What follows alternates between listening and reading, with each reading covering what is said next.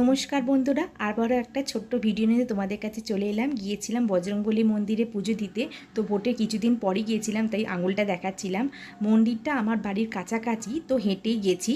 তো দেখো জিটি রোডের ধারে একদম মন্দিরটা।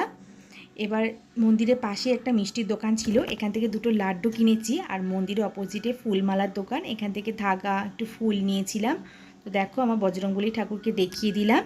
আর এই মন্দিরের সামনে অনেকগুলো কুকুর, প্রায় 6টা কুকুর মোটা মোটা শুয়ে আছে। ভীষণ ভয় লাগছিল যদি লেজে পা দিয়ে দিই। তো মহাদেবকেও দেখিয়ে দিলাম, কারণ তোমরা সকলেই জানো মহাদেবের অবতার বজরংবলী। তো পুজো দিয়ে আমার কমপ্লিট হয়ে গেছে। কপালে এত বড় একটা সিঁদুরের টিপ পরিয়ে দিয়েছে। পুজো কমপ্লিট হয়ে যাওয়ার পর আমি বেরিয়ে পড়েছি বাড়ি যাবো বলে। তো আমার বাড়ির কাছে জুডিও শপিং মলটাও তোমাদেরকে দেখিয়ে দিলাম। বাড়ির কাছাকাছি একদম চলে এসেছি।